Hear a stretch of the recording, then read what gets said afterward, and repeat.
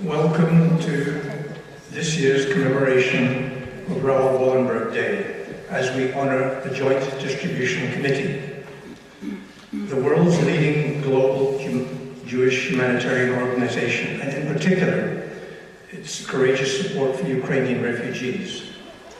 Sadly, the invasion and conflict in Ukraine are continuing. The consequence of war, apart from the great destruction and suffering, is the mass displacement of people as they flee the conflict in order to survive. Today's topic is about helping refugees. Since the beginning of human history, conflict and disaster have forced people to flee their homes. However, global coordination of refugee aid is relatively new. Just 100 years ago, following World War I, the Norwegian Fridtjof Nansen laid the groundwork for effective international refugee aid, for which he received the 1922 Nobel Peace Prize. You will hear more about him later. Returning to today, the current Ukraine conflict has caused Europe's largest refugee crisis since World War II. In addition to vast internal displacement, from a population of 41 million Ukrainians, 8 million, mostly women and children and some seniors, have fled to Europe and other parts of the world.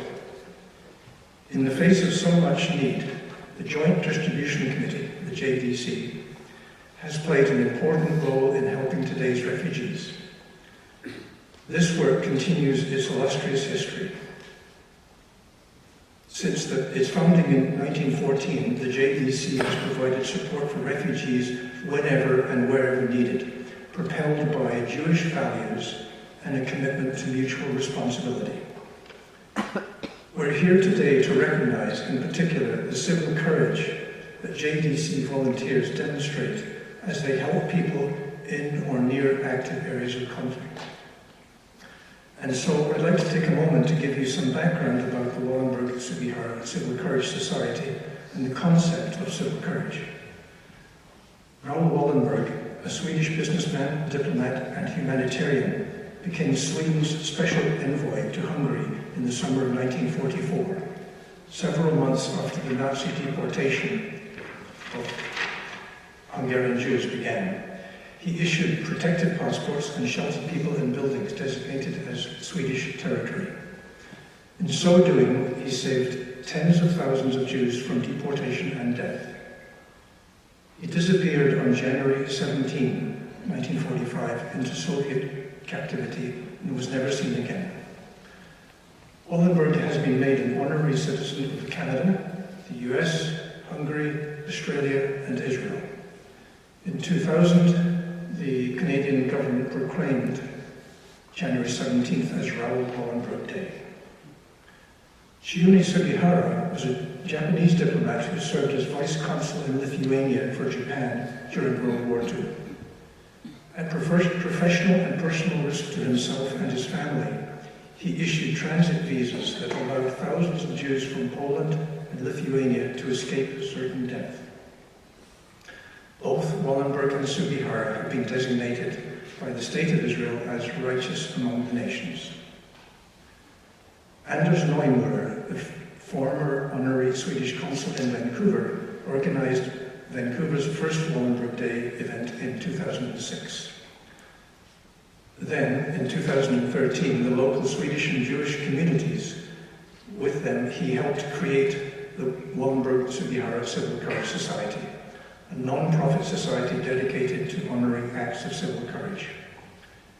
We define civil courage as an action which entails personal risk or sacrifice, intended to improve or save the lives of others who suffer from violence, conflict, or injustice, wrongs that may stem from any social context ranging from nations to peer groups.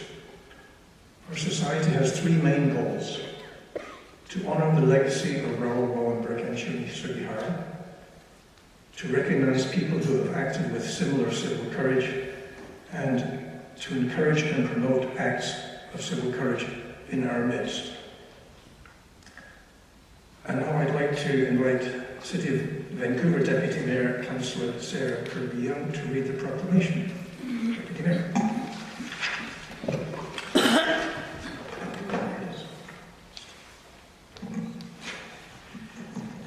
Great, thank you very much and good afternoon everyone. I'm very grateful to be here on behalf of Mayor Ken Sim and our City Council, and I'm also joined by Councillor Mike Lawson, who's more than welcome to join me if you'd like to.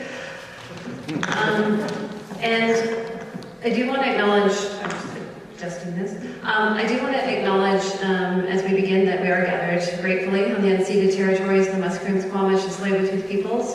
And I also, before I do the formalities and read the proclamation, wanted to make a personal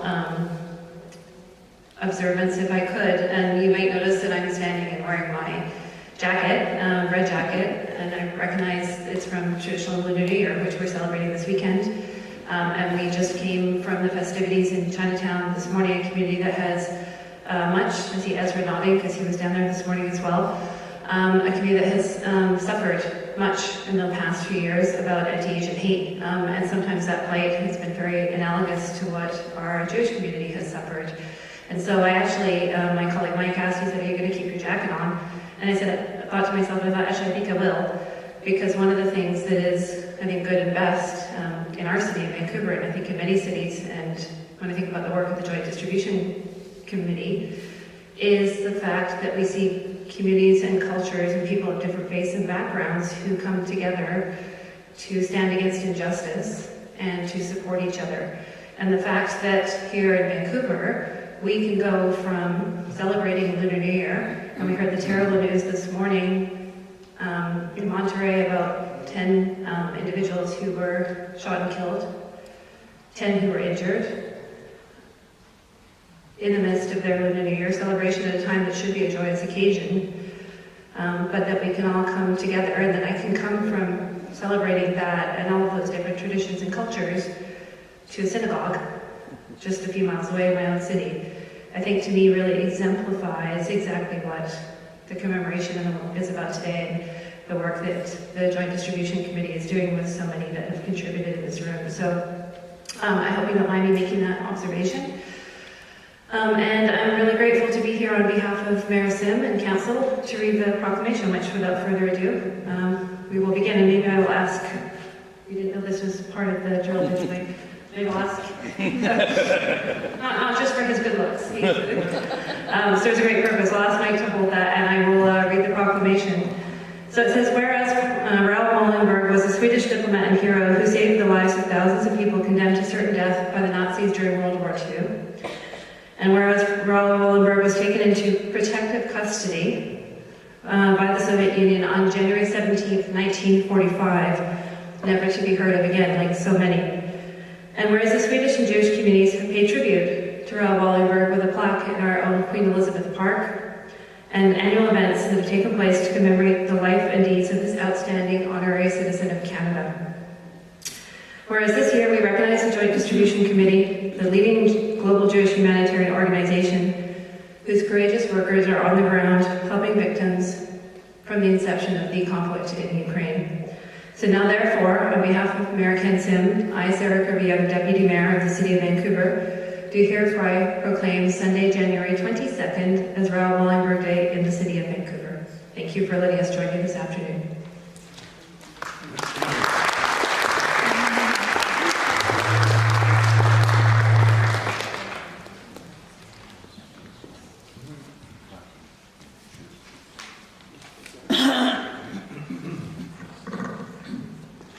It is my pleasure to introduce our guest speaker, Dr. Marina Sonkina, a local educator and writer.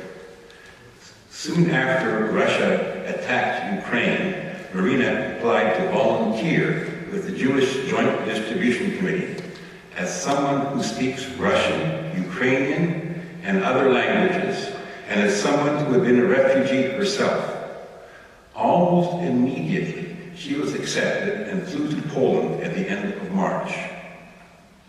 After arriving in Warsaw, about 5 hours later, Marina was at the Polish-Ukrainian border, where she served in a camp as a frontline responder, offering fleeing refugees medical and psychological support. To relieve her trauma late in the day, Marina wrote about her activities. As a consequence,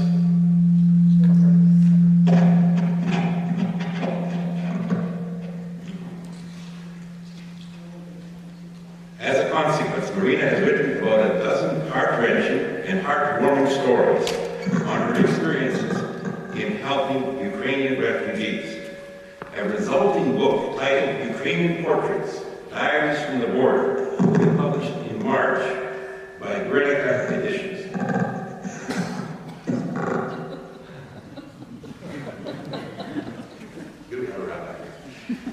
Marina is a very courageous woman.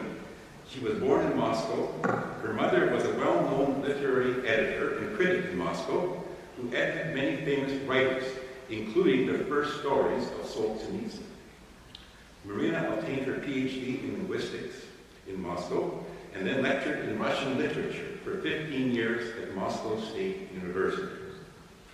In 1987, during Soviet times, she came to Canada as a refugee with her 2 young sons to avoid their ending up as cannon fodder in Afghanistan.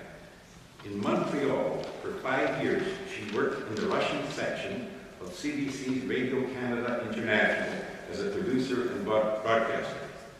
Eventually, Marina came to Vancouver.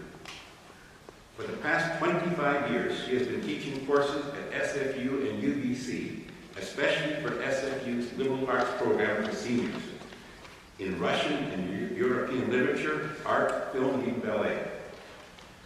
Before COVID, Marina took her students on field trips to Russia and former Soviet republics. And she loves yoga and dancing tango. Marina has 2 grandchildren in Moscow today, and an aunt and cousin living in Zaporizhia. And in Marina's words, under the very armpit of the nuclear plant shelled by the Russians. Coincidentally, her older son Theodore was one of my master's students at UBC and is currently professor of mathematics at Dalhousie University in Halifax. Her younger son Yuri is a well-known Russian-American actor. He has acted in about 30 films in Hollywood and Russia, recently returning to his home in Los Angeles after spending 3 months completing a film in Moscow. Yuri played the role of Spear in Game of Thrones.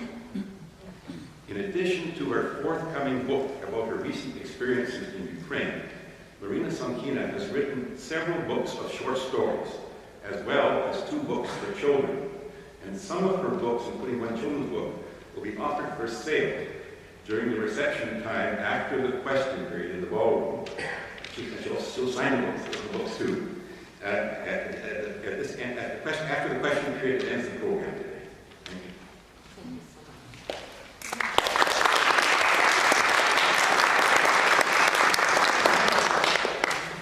Thank you, George, for introducing me. I didn't know I sound such an important person when I heard you. Well, thank you, everybody, for coming. And thank you, the organizers of the event. So there is so much to say, and I will try to say what touched me most of what I saw volunteering in the camp. So as you know, on February 24th last year, Putin attacked Ukraine, launching the largest and the most brutal war on the European continent since World War II. Very quickly in Russia, and I want to talk about the reaction in Russia, expressing any negative sentiment towards what officially was called simply special operation would become a criminal offense, punished by 15 years in jail. So, but then, in the early days of the invention, on internet, one Russian, I don't know if it was a woman or a man, expressed the following feelings. Overnight, it became totally irrelevant how one looks, what kind of clothing one wears, what kind of films one watches. There is no point in any entertainment, in any creative work, no point. Food doesn't have taste. Everything that has been familiar has totally lost its meaning. And I think the emotions of this anonymous person who managed to write that really mirrored my emotions at the beginning of bewilderment, numbness, kind of inability to work, to focus on anything. Can you hear me? Is that okay? Yes.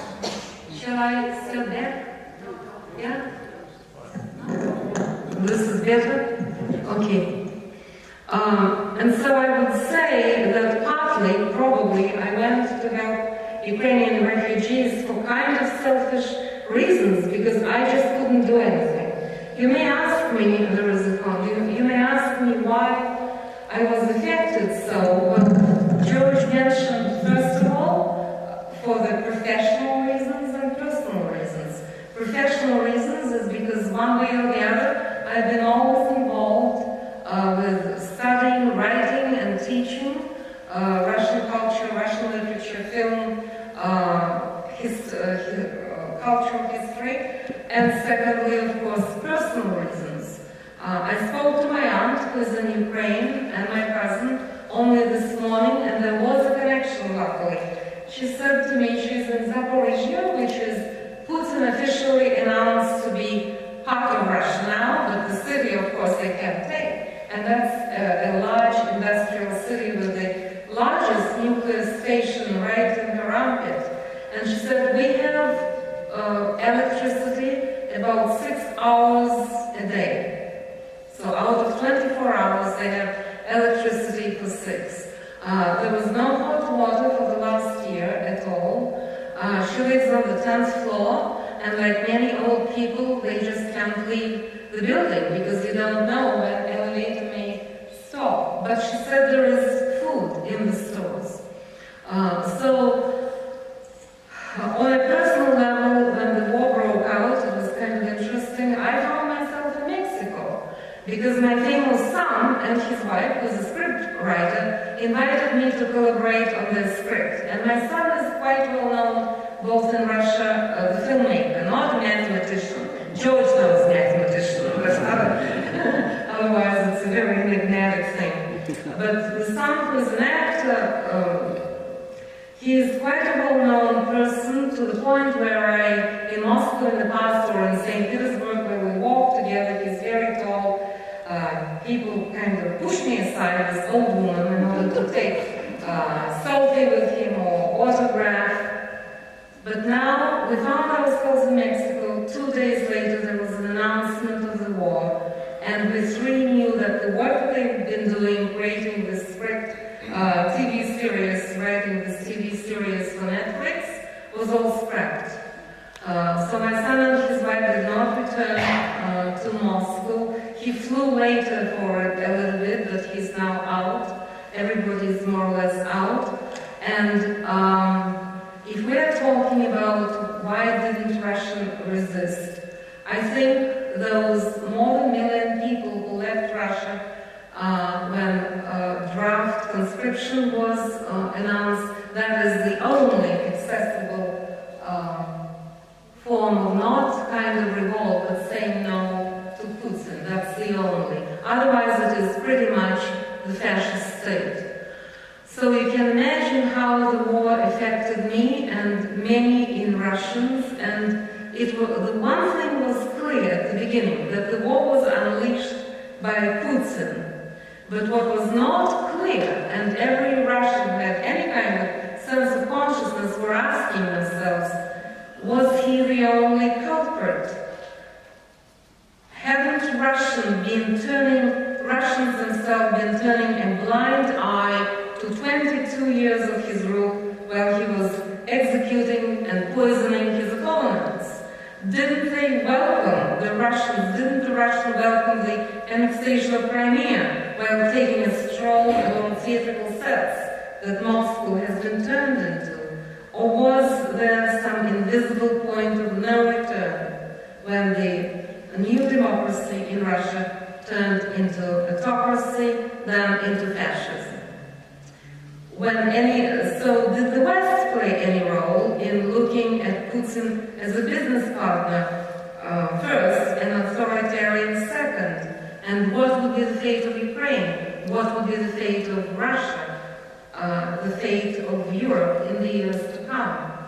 These were the questions that we all asked, but there was no answer, particularly at the beginning, in the first months. And so in this state of confusion, I would call it a confusion, I decided to do at least something, because you just had that feeling that history is rolling over you and you're helpless to do anything. You're in the midst of a major war. So I decided to go to help the refugees, but I didn't know how to go about that. I tried the Red Cross, I tried other organizations, but there was certain bureaucratic hurdles, and I had a sense of urgency. I really needed to go. And now I learned that if you want something, it happens. I don't know how stars come together, but they do. And one of those days, I looked into my screen of my computer, and there was an application from GDC. I still don't know how it came about. But I guess I told enough people, and enough people supported me, that somehow the word went around. So I filled up this application. Same day, they wrote me back, inviting me for an interview on Zoom. The interview was supposed to be in a couple of days, and I remember I was munching a sandwich, my lunch, when I saw another email on the computer. We have a spot, can we do an interview in half an hour? I said, well, yes, let me just finish my sandwich. So I had an interview, but by that time I had already bought myself a ticket to Krakow, because there was a Jewish community, and I bought hundreds literally, of bilingual books for children, Ukrainian, English. I saw myself going to this community, working with refugee children, sitting in a circle, and educating them, teaching them English or something like that. None of that happened, but I had that suitcase full of those books. So then I changed the ticket to Krakow, because GDS operated from Warsaw, and they said, we need you in 2 days. So I had 2 days for packing, and I left. And when I came to Warsaw, the representative of GDC met me, and I must say, these were mostly Polish people working or volunteering for this Jewish organization. And they really did not make any difference who was working or volunteering for them. And then the person, his name was Derek Polish, he asked me, shall I take you to the hotel, or do you want to go to the border right now? And I just came off the plane. As you know, it's a long trip from Vancouver to Warsaw. So with my 2 suitcases with books, I said, okay, take me to the border. It was midnight already. It was very cold. It was raining. And what I really learned, you don't really ask questions. Everybody is so busy, and everybody is doing their thing. You don't ask frivolous questions. What's there on the border?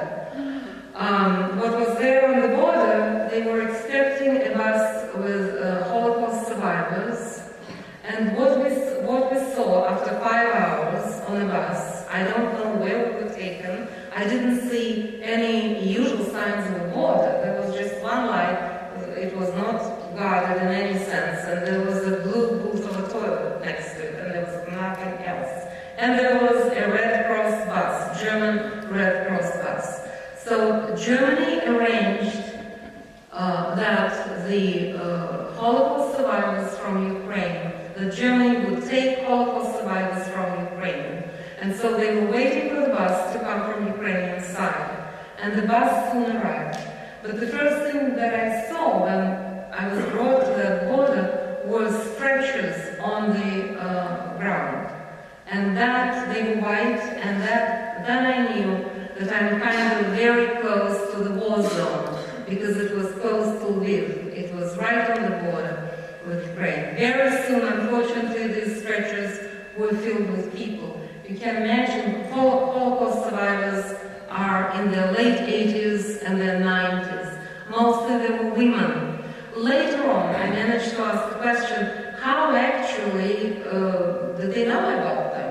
Because they were collected, so to speak, from all over Ukraine. All of them had done a 10, 12, 14-hour trip before they reached the border, because the war was both in Kiev at that time. There was one man from Kiev, and the rest were from the east. Well, the answer to that, these were the recipients of the help from Germany, and those lists were being used. So the people whom I saw, as I said, mostly women, one was in a terrible condition. I don't know if she was wounded, but she was unconscious on stretchers.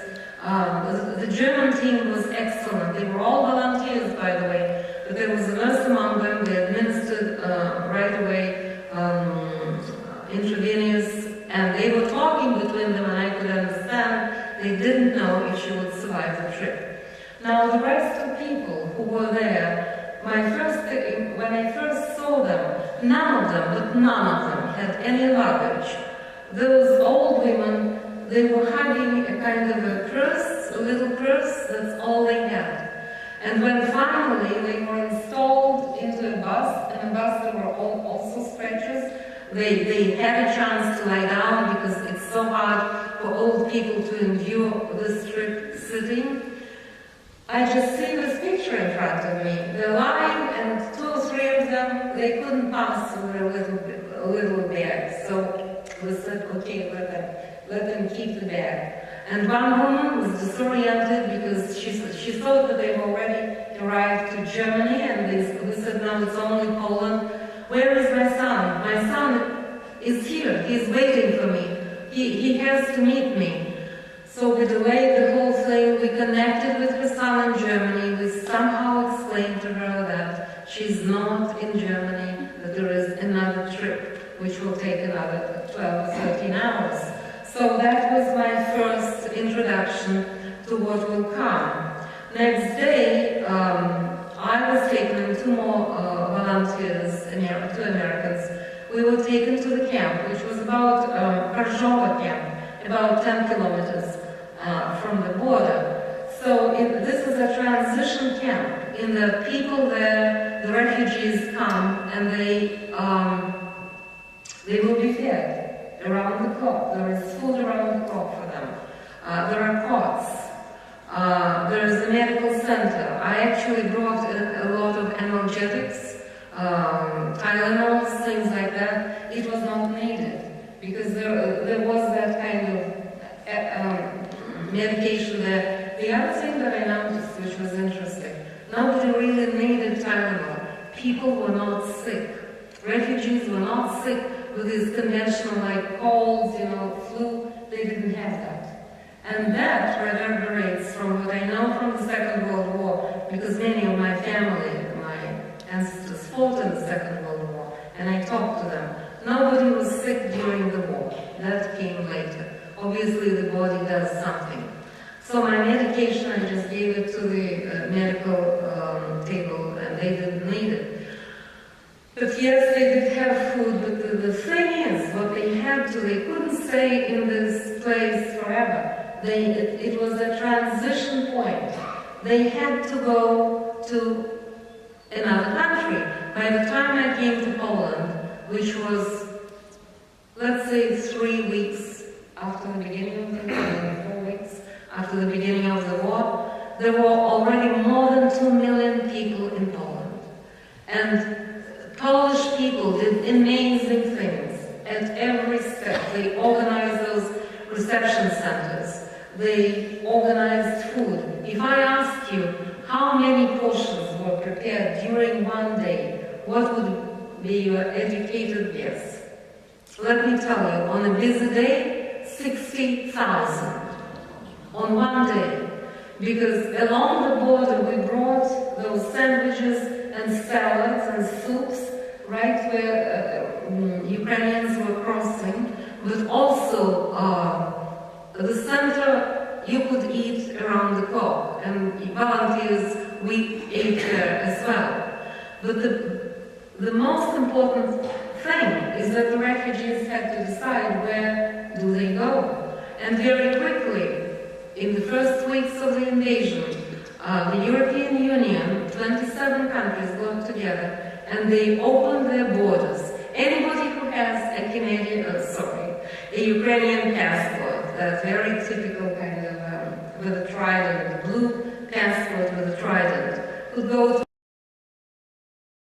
I connected with, and here comes the thing, really GDC helped anybody. There was no distinction.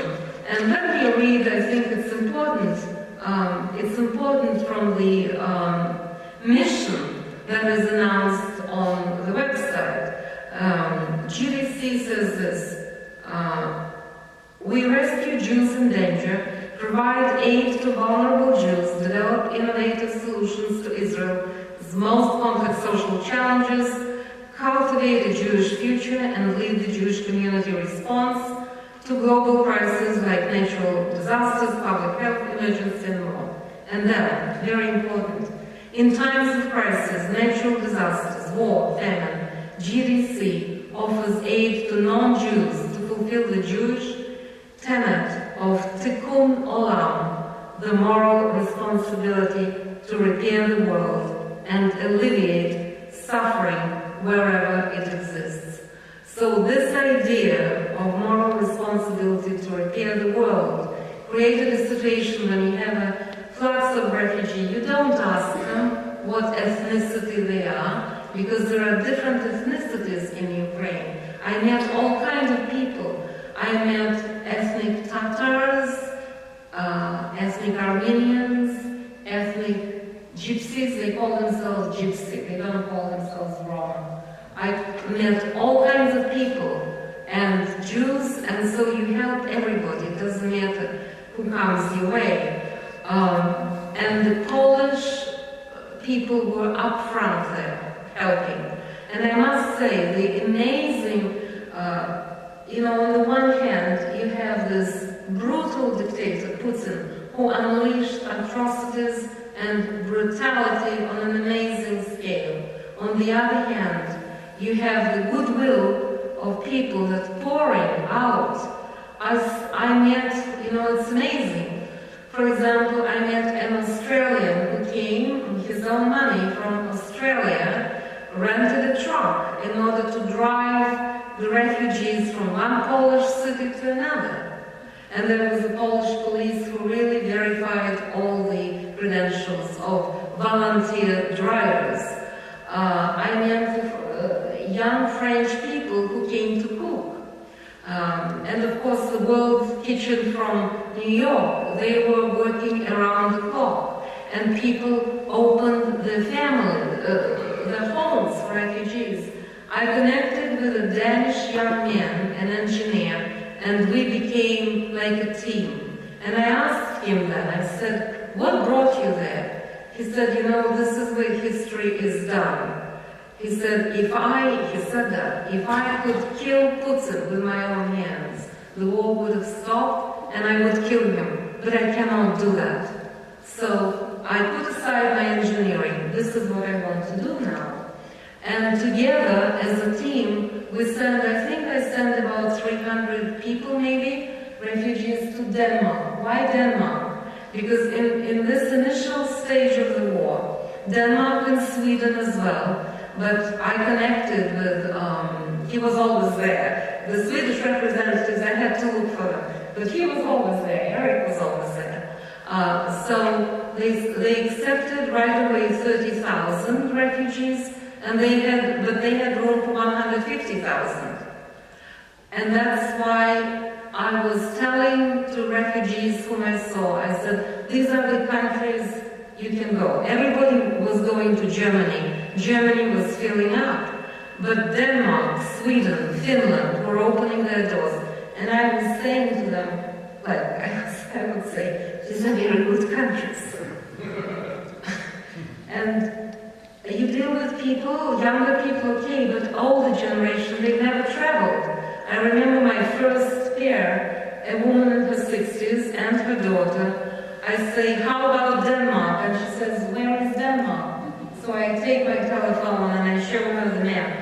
And she says to me, this woman, she says, we eat a lot of potato. Do they have potato in Denmark? I say, yes, they have potato.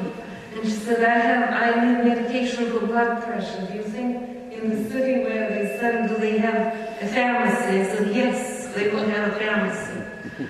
And then there were questions also, and that harks back to the Soviet reality. They say, but if we go to that country and then we want to go back, would they allow us to go back? And I would say, nobody would keep you. If you want to go back, you would go back. And I must say that, and this is probably different from many refugees, particularly from Africa, Ukrainians are coming back now. The rockets are falling, bombs are falling, they're coming back.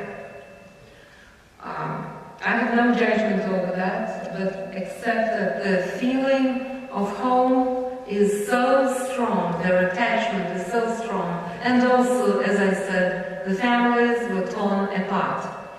So these were the questions that they asked.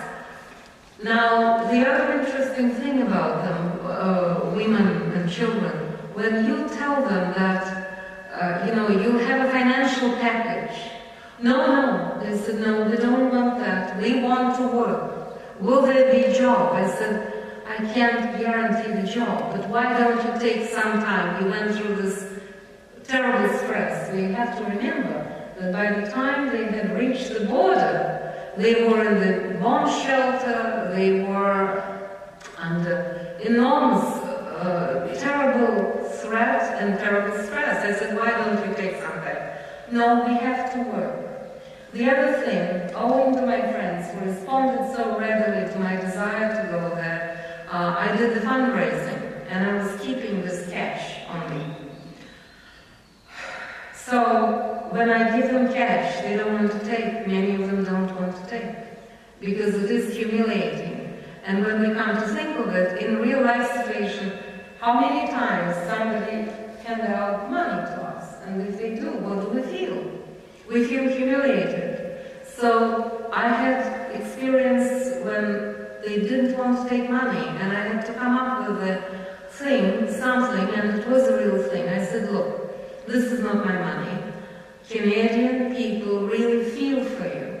They really want to help. They couldn't come on their own. Please take this money. And then they will. There were cases where, they will cry for the amount of goodwill and help. Women were overwhelmed by how people really wanted to help them, because they went through the opposite. They went through threat to their lives, through wounds. Many of them witnessed rape. They witnessed atrocity. One woman told me that when her town was occupied by Russians, and she was able to escape, but the Russians incited women and children to line up for bread when bread was brought. And then they opened fire over that line. So she witnessed that. These people witnessed atrocities, and they were terribly traumatized. And one of the things that I quickly realized, a part of persuading them to go to this country or that, was just the human contact that was so important.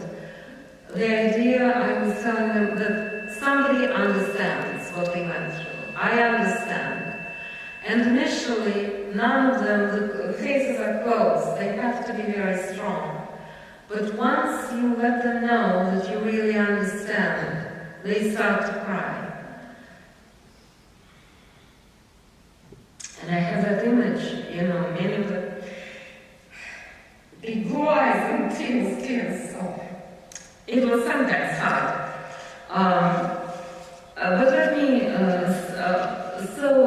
but there were, of course, funny stories. Well, funny. But for example, there was a team of clowns who came to the camp, volunteers, to entertain the children. And children adjust very quickly. They just sit on the floor and they laugh. And you see those older men performing old traditional slapstick things, no technical stuff. And then I asked them, well, how come? Who are you? And they said, we're lawyers. We just like to do that. So next time when I saw a clown who was quite extraordinary, he was not doing his thing in front of the children.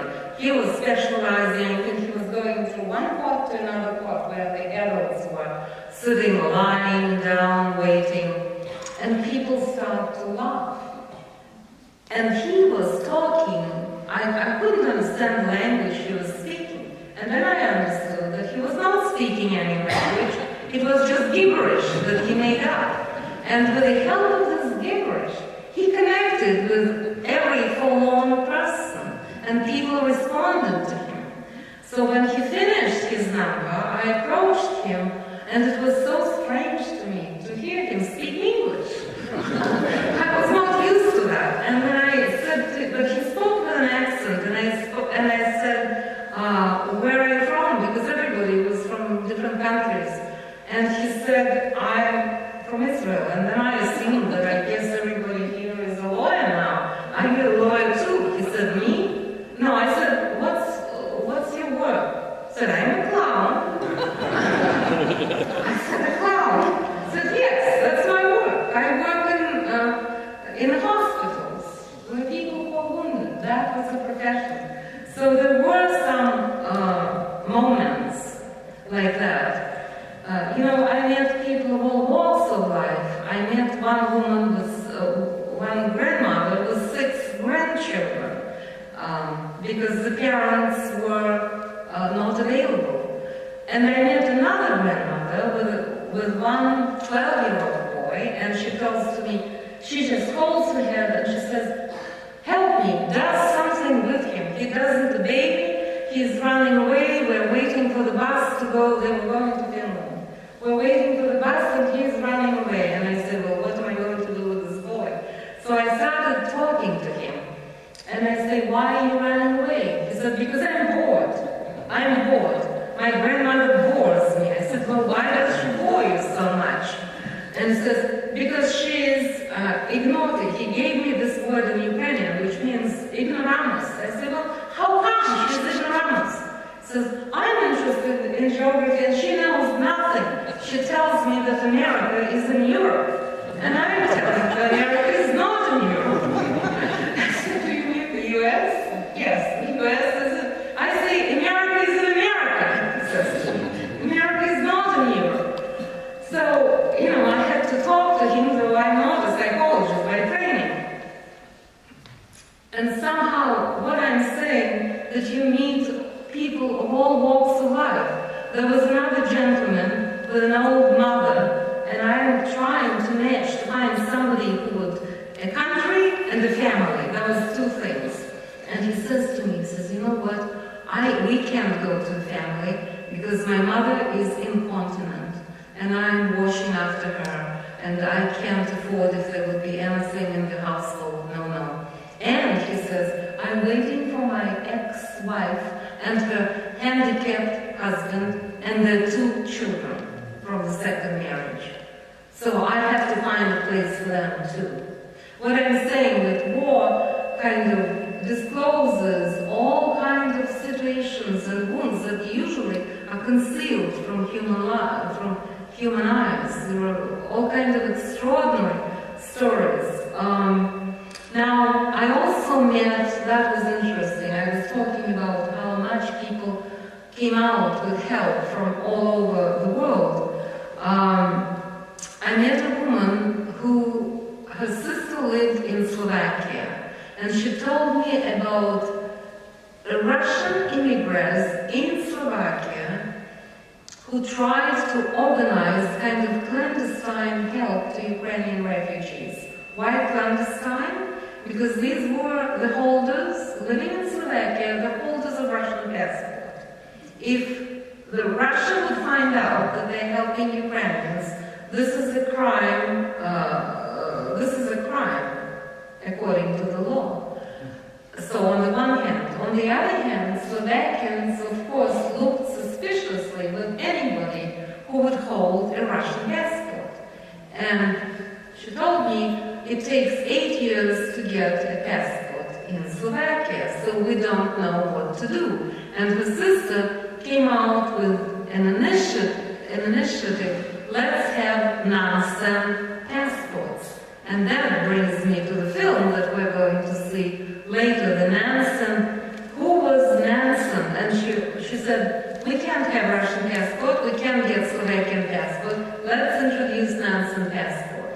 Nansen was a famous Arctic explorer, zoologist, oceanographer, who turned a diplomat and a statesman, and he won a Nobel Prize Peace, and he was a Nobel Peace Prize. Apparently a man of great energy, that turned, when he stopped his Arctic explorations, he turned his prodigious energies to help homeless refugees. And there were two crises at the beginning of the 20th century. There was Armenian genocide, #1, and he helped Armenians. And there was also the aftermath of Russian Revolution of 1917 that saw more than 200,000 Russian intellectuals, aristocrats, professionals, and middle-class people fleeing communist Russia. But Europe was in a different situation from now. Europe, after the First World War, was devastated and had no means, no resources to accommodate all this influx of refugees. And so, without a passport, the escapees had no legal rights anywhere in the world. They were without a country and without any rights. They couldn't apply for a job, they couldn't study, they couldn't open a bank account, they couldn't travel. And so Nansen initiated the idea of passports, and it legitimized their existence in 50 countries that were members of the Geneva Convention. And ultimately, 450,000 refugees got the passport. And I want to mention some names that you all know. Among the recipients of Nansen passports were Sergei Rachmaninov, Igor Stravinsky, the famous musicians. There was Vladimir Nabokov, the famous writer, you know, Lolita. And there was Ivan Bunin, another writer who was the first Russian Nobel Prize laureate for literature. So we're going, I understand, to see their passport. I have 30 minutes that I've exhausted. Thank you very much for your attention. I really appreciate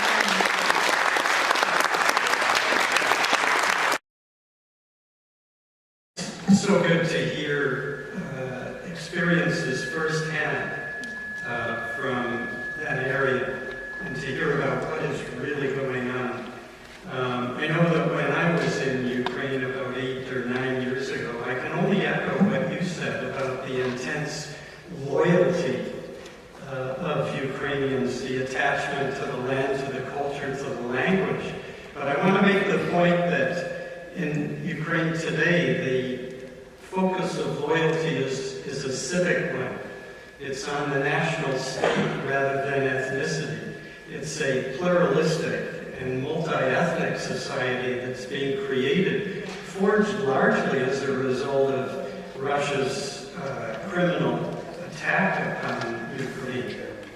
I'm Jean Homel. I'm a member of the board of the Wallenberg Sugahara Civil Courage Society. As an historian teaching about Europe in the 20th century for many, many years, I've long been aware of the humanitarian role played by the Joint Distribution Committee in Europe for some century.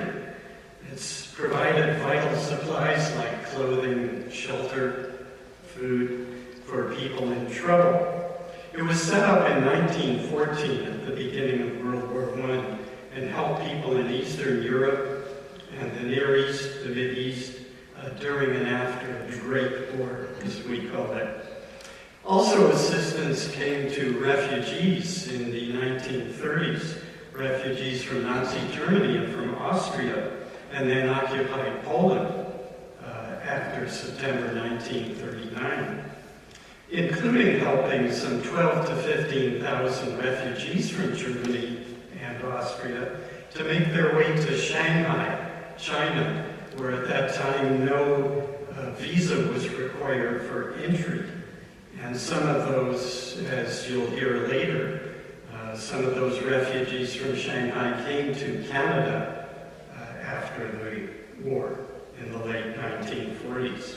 The JDC was also there, the Joint, as people nickname it, was also there in the displaced persons camps in Germany after World War II. A very tough time where they took on the burden, along with the Allied armies, of providing necessary sustenance to up to 250,000 folks who were in those DP camps in Germany, many of them streaming in from Eastern Europe as refugees, leaving conditions in Poland, in Soviet Union borderlands, claimed by Stalin in the former Eastern Poland, now Western Ukraine. And then, as well, helping two heroes that we honor through this society, Ralph Wallenberg and Juni Sugihara, during the wartime experience. Finally, today in Ukraine, there's a non-sectarian operational arm of the Joint Distribution Committee that is helping non-Jews, as well as Jews with medical equipment, with telemedicine, support for physical and psychological rehabilitation, a hotline with resources and guidance for many of these refugees, some of whom have come to Canada. You know, we talked about the great role played by Poland, Germany, Denmark, Slovakia. I would include several others, but Canada, of course, has opened its doors to the extent it can to refugees from Ukraine. So we'll hear about some of that aid and assistance in the film after we're done in this room. I just want to finish that by saying that I was listening to a Zoom program of testimony by refugees, scholars from Ukraine this morning between 11 and noon or beyond. And one of the things Jonathan Ornstein mentioned, who's leader, the CEO of the Krakow, Poland Jewish Community Center, is that some 190,000 people have been assisted at the Jewish Community Center in Krakow. Most of them are by far the vast majority of them non-Jews. So I'm going to end by introducing Gary Segal, who will talk about the JDC. Gary is the only Canadian currently on the board of directors of the Joint Distribution Committee. And I'd like to mention as well that Gary has just been admitted to the Order of Canada for his humanitarian and philanthropic activities. So it's my pleasure in handing the podium over to Gary. Please.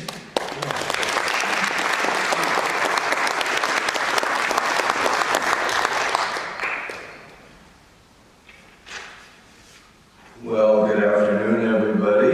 Nice to see you all here. Jean, thank you so much for those wonderful words, and you did a great overview of JDC and its history in the world.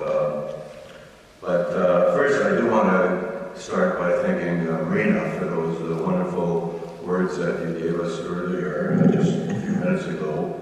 I want to thank you for bravely and generously volunteering your time to be on the Polish border there with JDC, helping refugees. And your recounting of what went on there certainly adds another dimension and color and understanding to what really is going on there and the impact that this terrible situation is having on families and communities and countries in the region. And you also put a sort of exclamation mark on the resilience of human spirit and the generosity and magnanimous nature of people stepping up to volunteer and help in these dire situations. So thank you for all that, Marina. And I look forward to, I understand, maybe publishing something, a collection of some of those stories, and I'm sure we all look forward to seeing those. Pleasure. sense of the impact of JDC's work with refugees at the Polish border, it is a privilege for me to shine a light on JDC's venerable history and the breadth and depth of its courageous humanitarian work for close to 110 years now. Now, before Jean started talking, I don't know, I'm sure, I know some of you in this room have a pretty good understanding of JDC and some knowledge. And then I think there's probably a number here that don't necessarily know too much, or maybe anything at all before coming here. I assure you that is no surprise at all, because I, someone quite immersed in the Jewish world for most of my life, didn't know anything about JDC. I never heard JDC mentioned until the very first time that happened was 2007. You know, that I heard. I went on a small Jewish Federation field trip, about maybe 10 of us. Ezra was on that trip. Ezra Schenken here, he's the CEO of the Jewish Federation here in Vancouver. And I went on that, and my son Justin was sitting there. He also was on that trip. So just 10 of us, and a few of us brought our teenage kids. But we went to learn about the story of the Ethiopian Jews and their exodus to exodus to Israel, and the absorption programs going on in Israel. And that field trip was led by JDC professionals, and that the first time when I started talking to them, understood that they were JDC, and I said, well, what is JDC? So how could I not have heard of such a venerable, long-standing Jewish organization doing such important work on behalf of world Jewry for close to 100 years at that time? And that is a common refrain that I've heard repeatedly, that JDC and its work is the best kept secret. Well, it's one that certainly isn't meant to be, and nor should it be. So I could tell you a whole story about this great organization and how it changed my life, which led to me being on board since 2012. If there is time, I will briefly touch on that. But at this moment, I want to highlight that JDC is great, and you've heard some of this from Marina, but it's because of the many direct and indirect, dedicated, devoted professionals and volunteers that are engaged and involved in this noble work. I marvel at the compassion, intelligence, resourcefulness, and resolve with which the dedicated staff and volunteers carry out this sacred work. And I want to point out one such person here in the audience, Will Recant. Where are you sitting there, Will? Back there, Will Recant. He is a legend and hero in the world of JDC. He's a government affairs disaster relief expert, and he successfully directed relief efforts and disaster assistance programs for JDC all over the world for some 30 years. And I want to thank you, Will, for everything that you've done to make the world a better place. Thank you, Will.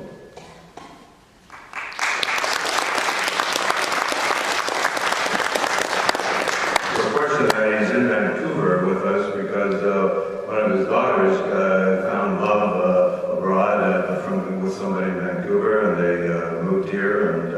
And how many grandchildren now, Will? Well, four grandchildren. Wow. Anyway, so here's an overview that I want to add a little more color to what JDC and its history. So JDC, also known as the American Jewish Joint Distribution Committee, was established in 1914. An urgent cablegram was sent from Henry Morgenthau, the U.S. ambassador to Turkey at the time, to prominent American Jewish leader Jacob Schiff in New York. He was appealing for $50,000 equal to equivalent to $1 million today's money, in aid to be dispatched immediately to starving Jews in Ottoman-led ruled Palestine. So Mr. Schiff gathered his friends together, and they pulled together the money to do that. They formed a committee. The money was sent immediately, and JDC was then born. And JDC's mission is to save Jewish life and build Jewish life, and has done so across the globe in over 70 countries, by providing aid to vulnerable Jews, cultivating a Jewish future, creating opportunities for all Israelis, leading the Jewish response to global crises, and rescuing Jews in danger. Across the globe, there are tens of thousands of elderly Jews and families that are living in dire poverty, and JDC ensures they never have to choose between those tough choices, between essentials like food and medicine. JDC focuses on clients who are especially vulnerable and prioritizes aid that has the most impact on their lives and reminds them that they are not alone, which is something that each of us in the world desire and deserve. The fact that people care about somebody and that you matter. And JDC does it. For JDC is not all about rescue and relief, but renewal and building capacity as well. We believe Jewish life, keeping strong the chain that has survived millenniums, is worth fighting for. So JDC works hand in hand with communities around the world, empowering them to realize their own dreams and care for the most vulnerable. Together we build new generations of leaders capable of taking on tomorrow's challenges and shaping the future of Jewish life. And COVID-19, for example, swept across the former Soviet Union, young leaders catalyzed through JDC programs like active Jewish teams, stepped up to serve their communities as volunteers, making essential deliveries to the elderly and teaching them to use technology to alleviate loneliness and stay connected in Jewish and community life. So, when natural disasters or crisis occurs, JDC is the Jewish hands that help communities of all backgrounds and faiths, as you've heard some from Marina, rebuild. We also bring our expertise to slow-moving crises like endemic poverty, food insecurity, and the plight of refugees. We deploy the best of Jewish humanitarian interventions in philanthropy, Israeli innovation, and expertise. And we're also out there that helping fight the ongoing threat of anti-Semitism. It's the 911 of the Jewish people. We have the global infrastructure of support and know-how, as well as boots on the ground. And we maintain vigilant monitoring and active cooperation with government and non-government entities experienced in rescue operations. Since 1914, we've rescued more than 1 million Jews in danger from places like Ethiopia, Yemen, Bosnia, Herzegovina, and Ukraine. So some remarks about some of the non-sectarian work that we are also doing. So, we have a team that works on the ground during disasters and supports a variety of local, international, and Israeli partners working in the disaster zone. The response is tailored to the needs of the most vulnerable, especially those often overlooked, women, children, and people with disabilities living in extreme poverty. Our disaster response expertise covers various sectors, including water, sanitation and hygiene, food security, health, economic empowerment, and disaster risk reduction.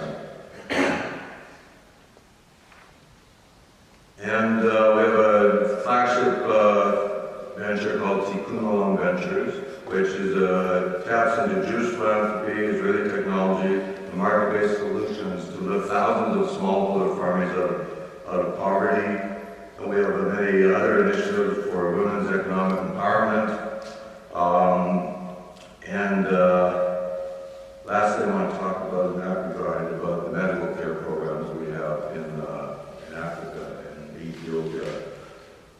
Some of you will know a lot about that, and basically, my story, the door that I came into JDC in the first place, as I mentioned, was this 2007 trip to Ethiopia with the small Jewish Federation field trip, and on that trip met this inspiring doctor, Dr. Rick Hodes, who has been based in Ethiopia since he went over to serve in the famine of the mid-80s, and then he went back in 1990 and was hired to be the chief medical officer for JDC's medical programs in Ethiopia.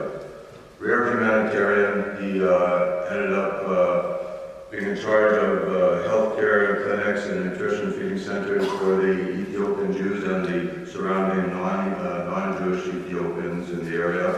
And then with Operation Solomon, most of them got to Israel. But in his spare time, this doctor, this rare righteous man, he would volunteer at the Mother Teresa mission on Saturdays.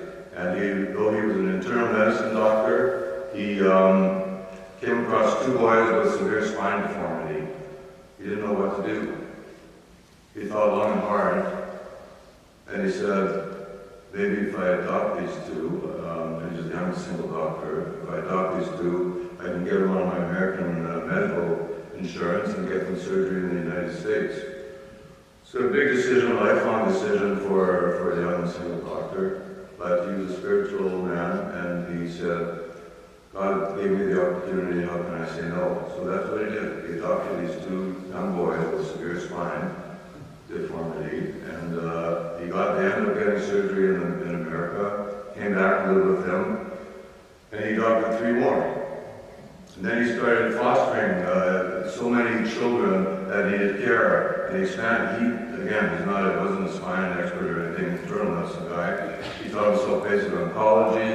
He looked after heart. He wasn't a surgeon, but he embraced them, took them into his home.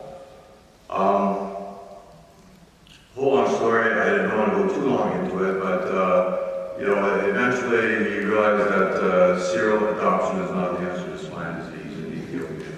So he ended up being introduced to another rare humanitarian born in Ghana, who almost died as a boy, Dr. Boachi. And he decided when he grows up, he wants to help save people.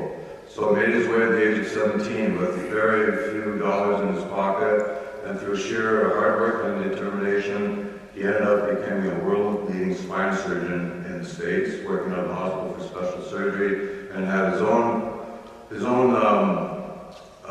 foundation that he established focus, where he would go back 4 times a year to do surgeries on severe spine in Ghana. He met Rick, and the two decided to work together, and he would take his severe spine cases in Ethiopia with his own expertise and operate on them. So you had a spiritual Jewish man working with this devout Baptist Canadian doctor, helping save the lives of Muslim and Christian children, working with Catholic nuns and Mother Teresa. What a story. A story that the world needs more of, and another part of the story that the world needs to hear. So, anyways, the short version of the story is that on a follow-up trip to Ethiopia, I met one of his patients and who was turned away from Ghana, severe spine deformity, and Marina, he talked about feeling to do something. So I heard his story when I invited the 18 foster kids to dinner and said, testify this young man going to get surgery? And he said, no, he's been turned away for the 3rd and last time. And there it was in the presence of Dr. Rick Ho, saving the whole world, one life at a time. And I said, at least I can do something. So the short version is, with the blessing of my wife and my children, brought Testify to Vancouver, sponsored his surgery. It was a year of getting the approvals. 14-hour surgery. He came out and would have died in Ghana because they didn't have good ICU. But in Vancouver, we did have one. So a month in the hospital, he came home and he came live with us for 6 months. And fast forward, he has got a whole new life and existence in Ethiopia. And I've been there, I went there to celebrate his rebirth for 3 days as they celebrated him standing straight for the first time since he was 8 years old. And that led to establishing something called Bring Back Hope here in Vancouver, which has raised, between 2 events so far, about $3 million supporting spine surgeries, preventative screening, and training of doctors, and a partnership between UBC and there for trauma care. So that's sort of how I got introduced into JDC through that door. I ended up on the board for since 2012.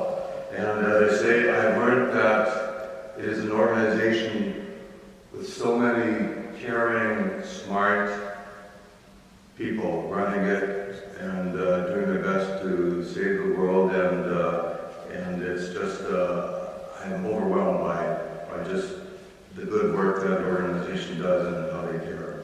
So in the Ukraine, I mean, you've heard about many of the things that they've been doing in terms of helping people, and there to date, JDC has cared for 35,000 vulnerable elderly poor, evacuated 13,000 Jews from Ukraine, provided over 40,000 refugees with food, medicine, trauma support, received over 19,000 incoming calls at the emergency center, and provided over 1.3 million pounds of humanitarian assistance.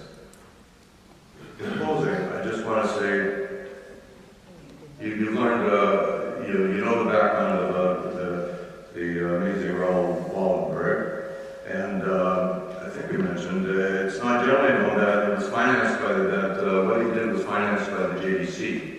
The original fund of $100,000 that he received from the War Refugee Board came from the American Jewish Joint Distribution Committee, and when that was finished, he received additional funds from JDC.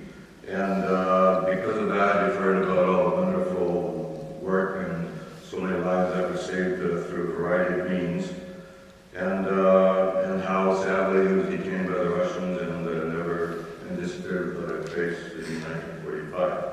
So, in closing, it's an honor for me to be here to represent JDC and share with you some of its important and critical work that has been done around the globe. And I would say so much what JDC does is giving hope. Hope's a powerful word, an essential element in everyone's life. Hope can give us the strength and the will to continue in the face of our darkest moments, to aspire and believe that things can and will be better. I marvel at the compassion and the intelligence, yes, of all our staff and all volunteers like you, and that's what it's all about. We're one humanity, and we got to, work together. And so it really shows the resilience of the human spirit and the magnanimous, caring nature that people have in them when the times require it. So, on behalf of JDC, I pass on a heartfelt thank you to the Jewish Federation of Vancouver for being a supporter of JDC's work. Thank everyone who came here tonight to honor Raoul Wallenberg, a man who expressed the highest Jewish values of tikkun olam and repairing the world. It's an honor and a privilege for me, as an international board member based here, to have accepted on behalf of JDC this prestigious recognition. And I want to congratulate all who have been involved in the founding of this wonderful society and its ongoing support and development, which reflects and encourages the outstanding values of civil courage that were displayed by Raoul Wallenberg and Shun Sugihara. So, one last footnote. My connection to the Ukraine, actually, I didn't know this until a few years ago when a cousin of mine did a book about our family tree and the whole history of the tree, and it had a compendium book with it, with the different articles and things. The first thing that book was a report from JDC in 1922 from an area in the Ukraine that was probably miles from the village where my great-grandparents came from.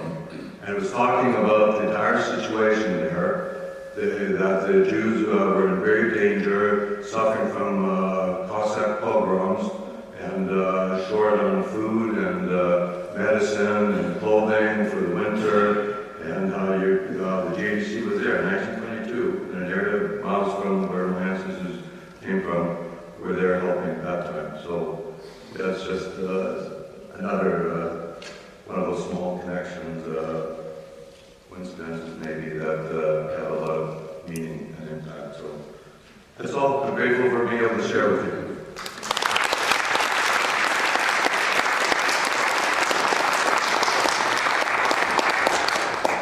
This is a certificate of recognition. Thank you. The Wallenberg Sonkina Civil Courage Society honors the Joint Distribution Committee,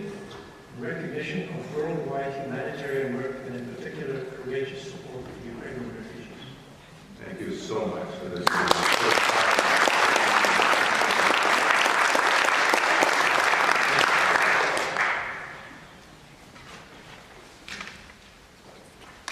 was remiss earlier, I should have invited Rabbi Arnold Linfeld to come up here at the start, and I was so eager to get going. I apologize.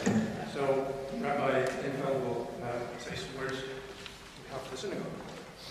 Thank you. It is a true pleasure to be able to welcome everyone to Beth Israel, and an honor to be able to host this event.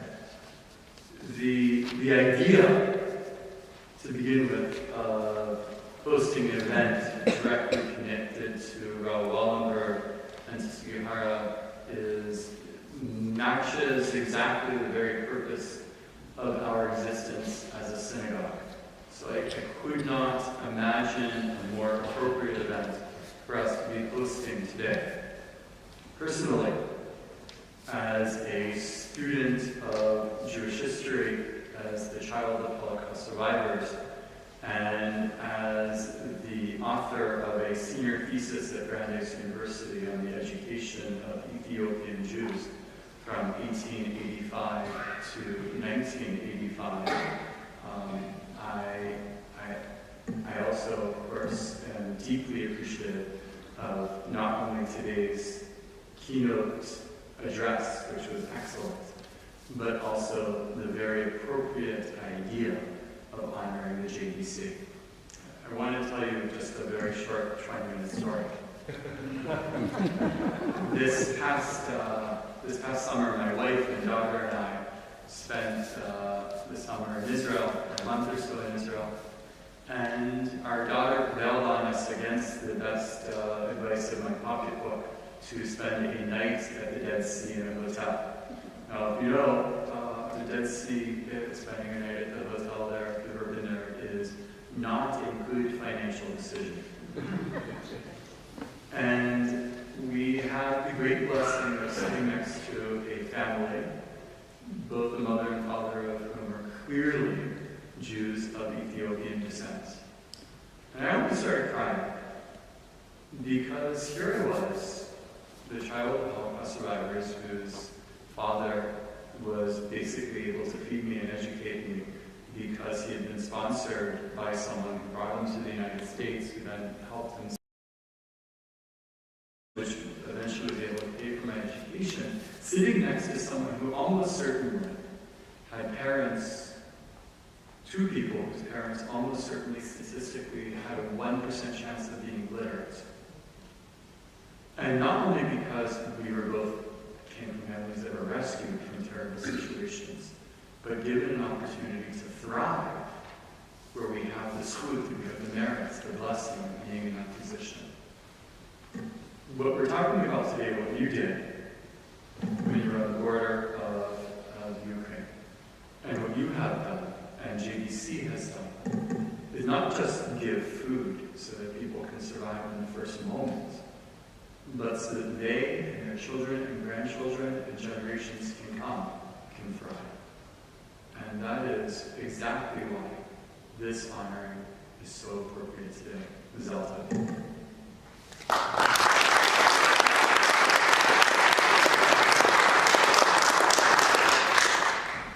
So we've come to the place now, we're going to have a little bit of a break. We're going to go to the room behind us, the ballroom, and watch the films. So